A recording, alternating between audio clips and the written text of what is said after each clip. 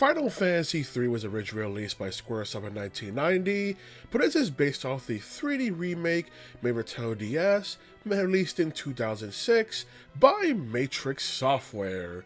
And just the idea that they took this entry that at that time never been released outside Japan, gave it the whole 3D version on the DS, and made it the international release is so cool. It was even ported also to PSP as well, later ported on devices such as iOS, it's not freaking Ouya!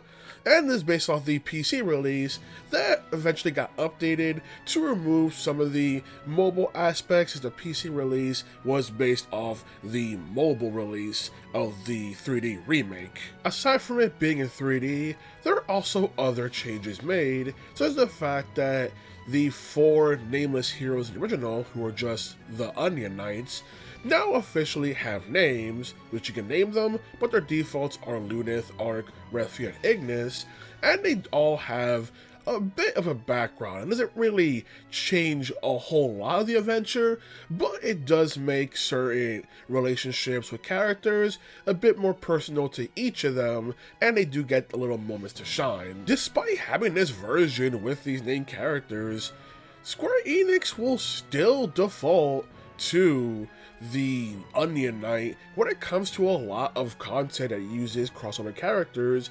I don't think of where they actually reference this version of Final Fantasy III is in World of Final Fantasy, where Refia is one of the champions who represents Final Fantasy III. But most of the time, it'll just be the nameless Onion Knight, who does have their own personality, but it's just so weird that for a lot of stuff they'll use remake versions, but for this case they will always default to the original Final Fantasy III, which for a lot of people that makes them happy. But for some people, for this version, makes them feel forgotten. The main premise is that an earthquake opens up a hidden cave with Lunith falling in. After Lunith explores it, he ends up finding the Wind Crystal, which speaks to him, telling him to come back here once he's recruited other individuals that have also been chosen. And after a while of venturing and finding these 4 individuals, the Wind Crystal then dubs them the Warriors of Light, or Warriors of the Light in this localization for some reason. It bugs me. But either way, they are the chosen 4 who need to help drive back the darkness that will overtake the world if the world's flooded with darkness. With the fact that this world also previously was also flooded with light, and it was the Warriors of Darkness who had to help combat that as well, so it's a cycle of trying to make sure there's proper balance in the world. An interesting change in this version is the fact that in 2D versions, you immediately obtain the crystal's power, but here, Lunith had to gather the other Warriors of Light and go on a little adventure to do it to fight a boss fight before actually having the power of the crystal with them. So it's an interesting change that I won't say that to really prove themselves, but to show that they overcome the fact that these 4 characters weren't people who already knew each other. Sure, Lunith and Arc knew each other, but they didn't know Refia, and they didn't know Ignis when it comes to this whole entire adventure, and vice versa, Refia and Ignis didn't know who they were. So it's an interesting aspect where, despite keeping the idea of the 4 heroes are still these 4 orphans, having them given this backstory makes them more separate and now requires a bit more before they actually become the Warriors of Light that the crystals have foretold. You also have the ended backstory where Lunith is slowly the more adventurous person who is also a bit more crass, like calling older people Gramps off the bat, or the fact that Arc is more reclusive and gets bullied in town. You also have Refia, who, while she loves her dad, who's a famous blacksmith, feels that him constantly trying to pressure her to become a famous blacksmith or proficient one just like him ends up being overbearing for her. And Ignis, who is a knight for the kingdom, a knight they put who works the front gate despite being a child, but it's one of those things where they try to give them more backstory, and especially with the earlier segments, it definitely adds more to Ignis and Refia's character, considering what's going on, where a knight like Ignis could do anything to prevent this curse, and Refia, whose blacksmith skills should be able to lift this curse easily, is unable to because of the fact that she ran away from her training. But it's also what saved her from becoming a ghost like her dad. You also have in this version NPCs who will temporarily join the party, and you do have party chats that are optional they can have with the characters as well to add more dynamic, not only with the character journeying with you, but also seeing what the four heroes have to say about them. And this game does try to push a certain dynamic when it comes to certain characters and certain main characters who talk to them, try to add this more relationship aspect to them. So it is a cool inclusion. Like I said, you don't want it, you can just not hit the button to interactions, although sometimes it can be used to remind you of what the next goal is. But it's a cool aspect that they put into this version. Once again, try to add a bit more to the characters, but not to the point where it overpowers everything else Final Fantasy III did. Overall, I do like the story and narrative of Final Fantasy III. I have one gripe be the fact that for story cutscenes, for the most part, Lunith does all the talking for the party, and I get it, he's a more adventurous person, and is essentially de facto leader of the group, everything, but just one of those things where I wish the characters would have also more to say, but they do have their moments where they try and end up taking more role, and they do have the conversations with the NPCs that you can trigger as well in order to add more. So they're never left behind, but it's the fact that when it comes to the main journey, what's going on, you mostly have Lunith being the one talking to these big main people when it comes to that. And as for the actual story and plot of the game, I do like it and everything. Like, people give credit that's too simple. I mean, simple isn't a bad thing, but it's one of those things where I do like the aspects and the background details you get from the NPCs of the world that then all culminate and help when it comes to this game's finale that, when it comes story-wise, is a good finale, a culmination of the stuff you've learned and what's going on in the world, and this shifting balance between light and darkness and everything. But would I say if it's necessarily better than the Onion Knights in the original? I would say a bit yes, but the Onion Knights still have their charm where, sure, they're nameless characters, everything, they're based on the same personality, but the Onion Knights do show off more of the child whimsy that the characters have for being such younger characters when it comes to this main role, who were chosen to be the Warriors of Light. So having a more childlike aspect and how hopeful they are ends up adding to the narrative, but the characters here still do have that when it comes to interaction and how they act. They're just not as childlike as the Onion Knights, where they will gleefully jump up and down the bed like small kids they are. Now for the gameplay, with this being the first entry to allow you to switch jobs. Sure, Final Fantasy 1 technically had the job system in a sense where you chose the job beginning of the game, but here you have the ability to switch between them, which each crystal you go to, adding more and more jobs to the pool. One grab I get out of the way, they don't tell you the details of the job before you pick them. They instead have NPCs in the world who can inform you of the jobs you currently have equipped, but they don't tell you them before you pick them, and it's so weird there's not at least a good description of what they do, especially for someone unfamiliar in Final Fantasy. This could be your first entry, so it's important that the player knows what they're selecting, especially in this release, where there is a penalty for switching jobs, where for a certain amount of turns, when it turns battles, the character is unable to use the equipment they have or equip it, stuff like that. So you really need to know what you're going into before you face a temporary nerf to the character. The jobs in this particular entry, for the most part, have a lot of sense of solving puzzles or being used for certain gimmicks, such as the game will not so suddenly hint at a certain job that is required for a certain task, where it be the fact of, oh, you gotta be mini for this dungeon, where physical attacks won't do much. Maybe you should have more mages. and stuff like that. Or probably the most famous example being, man, we're finding a lot of Dragoon equipment in this locale. Do you think we might need Dragoons in this party at some points? You also have the job level in this game, where it can go to level 99 for every job, but what it does, not only make it stronger, it can also just benefit their main quirk, would it be the fact that, oh, a mage will have more spell charges for level tiers, since this entry uses the spell charges when it comes to how to use magic.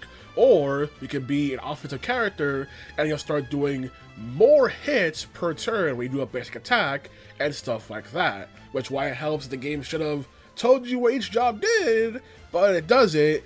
And it also means the temporary nerf to the character that happens before, well, after you switch jobs, also means the fact that trying to switch jobs for a certain story moment means the fact that you have to first actually grind out some fights in order to not have the penalty on the characters as well, which is a bit awkward. On top of the fact of needing to get the equipment, where sometimes it'll be provided for you, but other times you gotta put any effort into the equipment for your party when it comes to the dungeon or gimmick that you are currently facing. But because of the fact that the jobs have levels they can increase, it also means that if your job level is high enough, you can potentially just ignore a gimmick sometimes and just handle it a different way.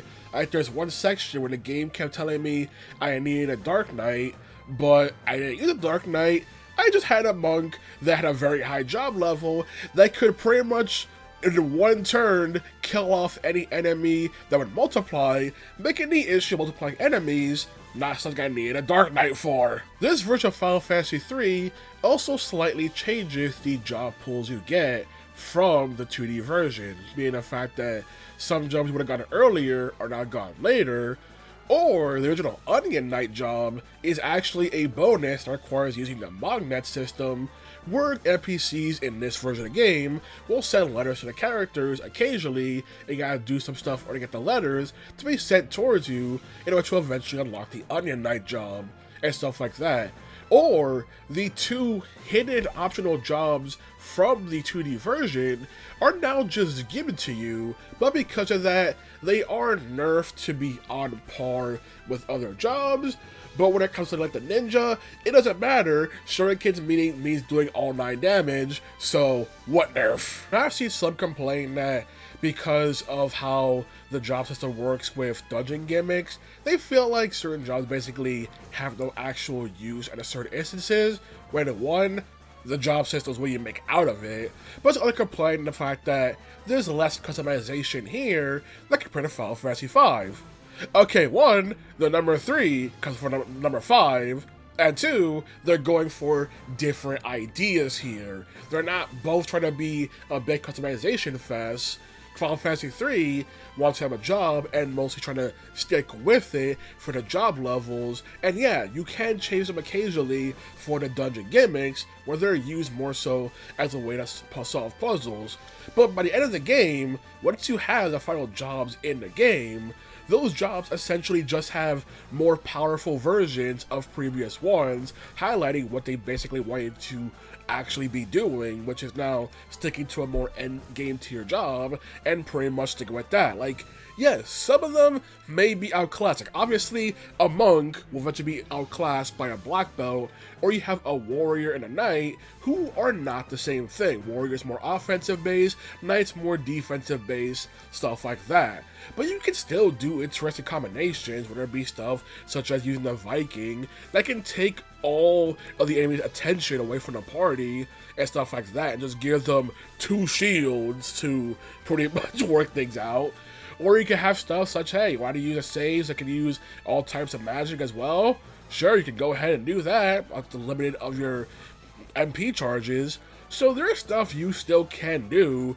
Or instead of having a mage, just have a scholar that's using magic items that will give them more of a boost, because scholars buff the ability of items that they use. Another strategy is have a Dark Knight in your party who's able to use their ability to cost their health, but you have a bard cast a song on them that'll give them passive healing in order to balance out the HP they're using in order to actually use their Dark Knight ability, and stuff like that you can do. So it's not as if there's no combinations in the game, it's just the fact that it's not as flexible compared to later uses, but comparing this game to how another game did it after it is pretty unfair comparison. And speaking of this coming out earlier, there is no ATB or active time battle system in this game.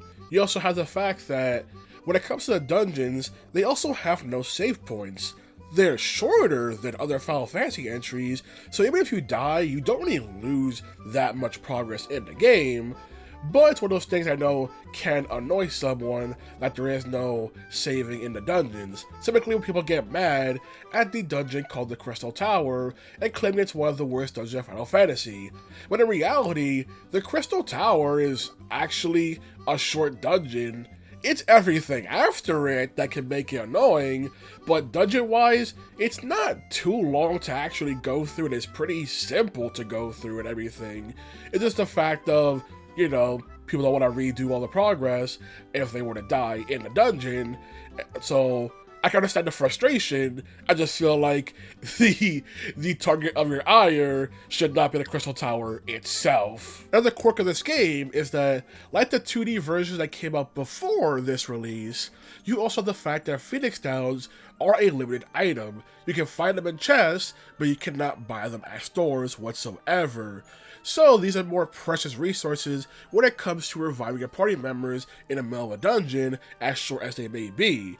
So it's worth able to hang on to and find the right time to actually use them, rather than just using them all willy-nilly immediately because of their limited status. Yes, you officially get white magic that allows you to revive party members, but until then, these will be your limited options, especially when you have one healer in the party and they go down. My biggest gripe with this game has been the turn order, or what feels like the lack thereof. There's no actual consistency to how turn orders actually work in this game, and it really annoys when it comes to stuff such as trying to time a full party heal that either will go off too early or too late, and there's nothing I can do to actually control what actually happens to it. It just annoys the hell out of me. I mentioned earlier at one point needs 40 Dragoons for a boss fight, and what you're supposed to do is a Dragoon jump to avoid the attack and hit the boss. But because of the turn order not making sense, the boss will just completely hit the Dragoons before they even go, and just wipe out the party without them even having a chance to even fight back. And stuff like that, it's like, I don't know what a turn order is like this, where it just feels so inconsistent, where you can know what the game wants to do, what you want to do, but you have to sometimes hope the character actually pulls out the thing before the boss goes, and sometimes the boss will go before you, sometimes after, and it can just disrupt whatever plan you're going for. It also makes it very annoying to revive people in the middle of combat, because you don't know the heal will go off before they even revive, wasting it, or the fact that it also means that the boss will just immediately smack them again and knock them back down, making reviving combat a complete and total case of luck. Another change added to this release is the fact that bosses have more abilities for their move pool to work with, on top of the fact that bosses always get 2 turns.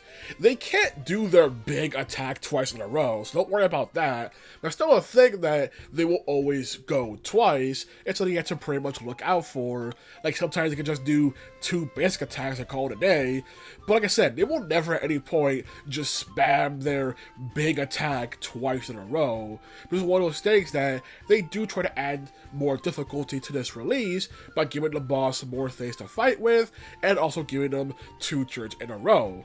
One quick thing about this game is the fact that after every boss fight you do, the party is immediately fully healed, which, especially when it comes to this game's finale, is a quirk you'll come to love and appreciate. However, there is one instance where you do fight 2 bosses back to back, but they're counted as one fight, so you don't get full healed in the middle.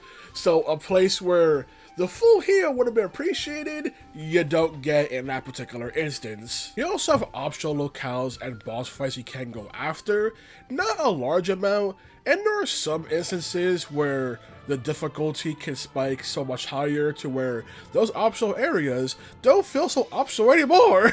Kind of situation, because of the fact those optional areas are good for levels, good for equipment, and good for some hidden goodies, or it could be like a hidden summon or really good weapons and stuff like that.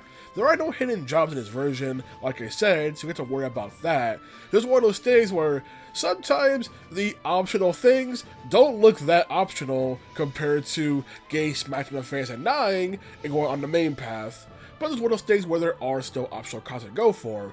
Not an insane amount, but I feel a good amount, especially with, you know, testing out this new job system when it comes to Final Fantasy III. Now for the game's text, which for the most part do work out great during the background behind them, make it easier to read. Although there is this little aspect where they'll put the name of the speaker like at the front, like sure they'll put space in between their name and then their dialogue, but it is a bit awkward rather than giving them their own little box that specifically says the name of the speaker, so we know at all times who is the one currently speaking, you know. Like, overall text is fine until it is a moment where a character is talking to the party's minds. When someone talks directly into their heads, they try to make it seem this more grander aspect of, look at this font color change and everything, and there's no background. But the fact that there's no background makes it hard to read. There were certain instances where there were some words that I found out wasn't sure what's being put on screen, and mind you, this current version of the game is only currently available on iOS and PC. I'm playing this on PC with a monitor close to my face, and I'm still struggling to read some of the words that are being projected into the party's minds. Like, give that thing a background. You don't need to make it that otherworldly, especially when it's still using the same font as the other text, which I know some will complain that the font choice is too basic, is not as fantastical, which they could play the Final Fantasy IV remake got, but if it gets the job done, it gets the job done, except for you talking to people's minds. Give that thing a background.